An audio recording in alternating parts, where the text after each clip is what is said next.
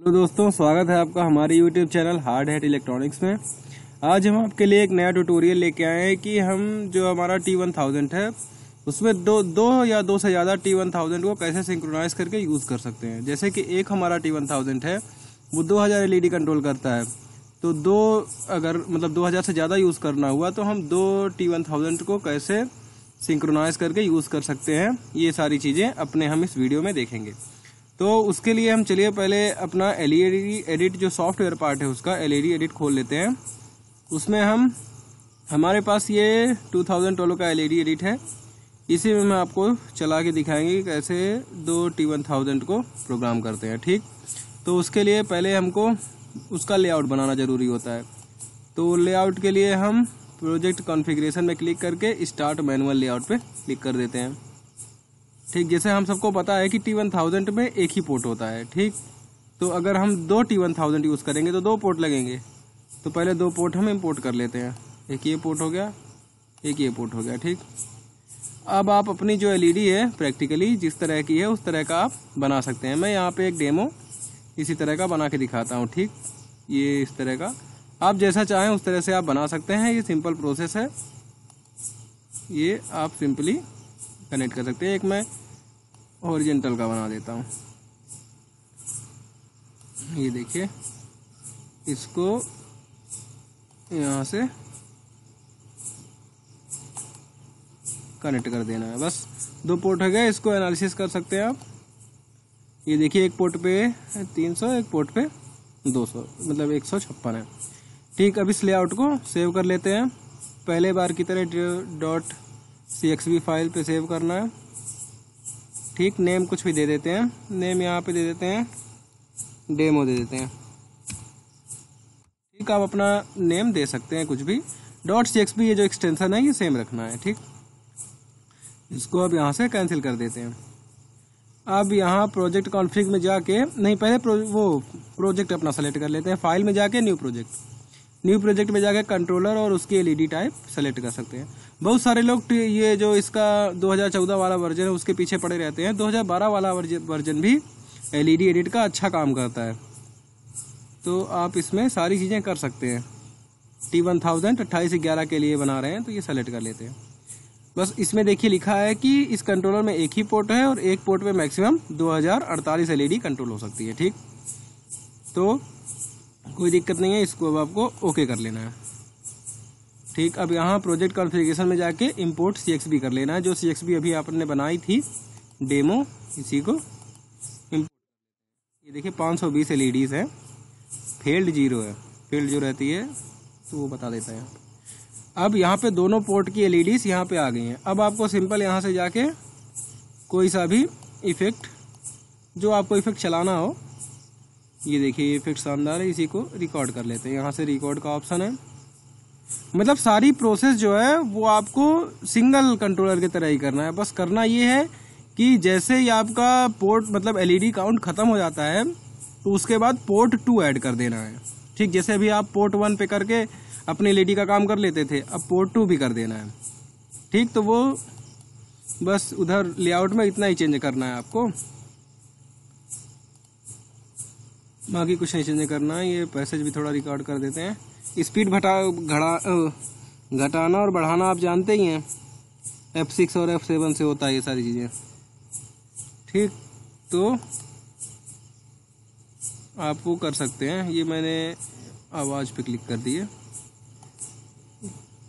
ठीक, अब इसको स्टॉप कर देते हैं। ठीक, और यहाँ से क्लोज वीडियो इफेक्ट कर देते हैं। अब बस करना है आपको यहाँ पे एक्सपोर्ट में जाके .led फाइल पे एक्सपोर्ट कर देना है। ठीक, अब यहाँ पे एक नया फोल्डर बना लेते हैं, डेस्कटॉप के अंदर हमारा सेव होगा।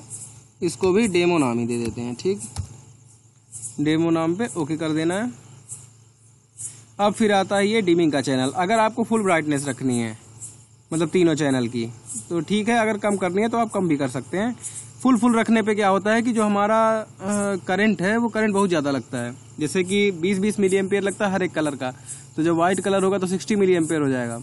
तो अगर हम ये डिमिंग कम रखते हैं तो जो हमारी पावर सप्लाई है अडॉप्टर है वो कम एम्पियर पे भी सही से चलता है। तो जैसा आपका अगर ज़्यादा एम्पियर चाहिए तो ज़्यादा रख सकते हैं, कम चाहिए तो कम रख सकते हैं। जो प्रोग्राम कोड होगा आपका, जैसे ये मैंने मान लीजिए पहला प्रोग्राम है तो इसमें 00, दूसरा प्रोग्राम होगा तो 01, 02, 03, इसी तरह से आप कर सकते हैं यहाँ पे। अब इसको ओके कर देते हैं। ठीक, ये अब एक्सपोर्ट हो गया, इसको यहाँ से कैंसिल कर देते हैं, इससे अब कोई मतलब नहीं है। अब हम आपको दिखाते हैं कि हमारा जो फाइल है वो सेव कहाँ हो। ये देखिए डेमो के अंदर आई है, एलईडी के अंदर, ये देखिए 2 हमारी फाइल्स बनी है। ठीक, ये जो कंट्रोलर है हमारा, मतलब ये जो सॉफ्टवेयर है, ये अपने से ही बना के देता है कि आपको किस कंट्रोलर में कौन सी फाइल डालनी है। ठीक, ये जो 00 है ये प्रोग्राम कोड है, जिसे 00 से 016 तक हो सकता है। ठीक, मतलब 00 से 16 तक प्रोग्राम कोड हो सकता है। और ये बगल में जो है ये 1, ये कंट्रोलर का है, 1 2 3 4, ऐसे ही आप कंट्रोलर जो सिंक्रोनाइज करेंगे वो कंट्रोलर का है। तो मतलब इसमें जो पहला वाला प्रोग्राम है ये हमको कंट्रोलर 1 में डालना है, जिसको हम मास्टर बनाएंगे, और दूसरा वाला है जिसको हम स्लेव बनाएंगे। ठीक, तो अब हम आपको हार्डवेयर पार्ट की तरफ लेके चल के दिखाते हैं कि कनेक्शन उनका किस तरह से करना है। प्रोग्रामिंग काफी सिंपल है, आपको केवल 2 चीजें ध्यान रखनी है। आपको 2 पोर्ट ऐड कर देने हैं शुरू में ही। अगर आप 3 कंट्रोलर यूज कर रहे हैं तो 3 पोर्ट, 4 कर रहे हैं तो 4 पोर्ट, मतलब जिस हिसाब से आप यूज कर रहे हैं उतने पोर्ट रख देने हैं। और पूरा मतलब प्रोसेस सेम उसी तरह है, बस एक्सपोर्ट कर देना है। एक्सपोर्ट करने पे आपका ये जो फाइल है वो जो एलईडी डेट है वही बना के देगा कि किस कंट्रोलर में कौन सी फाइल डालनी है। बस ये आपको पढ़ना आना चाहिए कि जैसे ये .1 है ये पहले वाले कंट्रोलर का है, ये 2 है ये दूसरे वाले कंट्रोलर का है। ये जो T1000 के साथ मैनुअल आता है उसमें ये सारी चीजें लिखी हुई भी रहती है, हम आपको दिखाते हैं वही मैनुअल पढ़ के। ठीक, तो मैनुअल मैंने डाउनलोड कर लिया है, ये देखिए ये T1000 का ऑपरेटिंग मैनुअल है।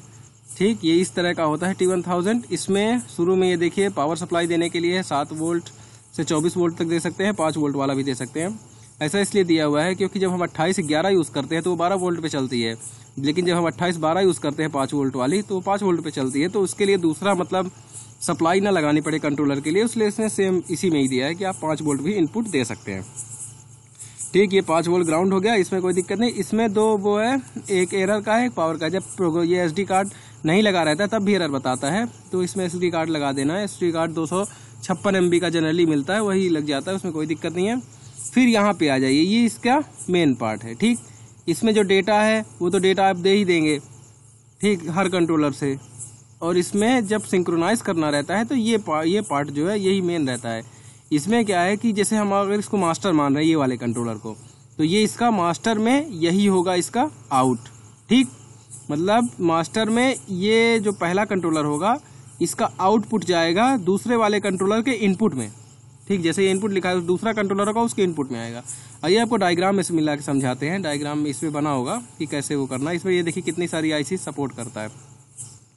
ठीक, ये आपको दिखाते हैं, ये देखिए ये इसमें सर्किट कनेक्शन बना हुआ है कि आपको कैसे 2 कंट्रोलर को सिंक्रोनाइज करना है। ठीक, जैसे ये हमने मास्टर बनाया तो इसका जो आउट है, ठीक, ये आउट जा रहा है दूसरे वाले के, ये देखिए ये वायर देखिए ये यहाँ पे आया दूसरे वाले के इनपुट में, मतलब जो मास्टर होगा उसका आउट जाएगा दूसरे के इनपुट में। अगर फिर तीसरा भी लगाए हैं तो इसका आउट जाएगा तीसरे वाले के इनपुट में।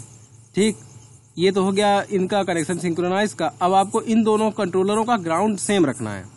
ठीक, ये देखिए यहाँ पे पावर सप्लाई का जो ग्राउंड है, ये देखिए ग्राउंड ये सेम है। ठीक, तो आपको ग्राउंड कॉमन रखना है पहली चीज। दूसरी चीज कि ग्राउंड कॉमन हो गया, मतलब ये इसका ग्राउंड देके, और फिर यहाँ पे ये डेटा ग्राउंड हो गया है ना, डेटा आया है उसमें स्ट्रिप में हमारी। ये स्ट्रिप दूसरी वाली है जिसमें क्लॉक भी रहता है, तो हमारे में अब नॉर्मली क्लॉक वाली बंद ही हो गई है। 28 से 11, 28, 12 इनमें क्लॉक सिग्नल नहीं रहता, केवल डेटा बस दे दीजिए तो आप डेटा और ग्राउंड दे सकते हैं कंट्रोलर से। ठीक, मतलब 2 कंट्रोलर सिंक्रोनाइज करने के लिए पहले तो वो फाइल दोनों अलग अलग चाहिए, और 2 कंट्रोलर आप सिंपली सिंक्रोनाइज कर सकते हैं। इनमें ये पोर्ट दिया रहता है आउट और इनपुट, मतलब ये जो पहला वाला कंट्रोलर होगा उसका आउटपुट जाएगा जो दूसरे वाले कंट्रोलर के इनपुट में। इस तरह से नॉर्मल कनेक्शन आपको करना है। ठीक, अब मैं एक और वीडियो बनाने की सोच रहा था कि इसमें बस इतना ही है, मैं आपको थोड़ा सा और बता दूं।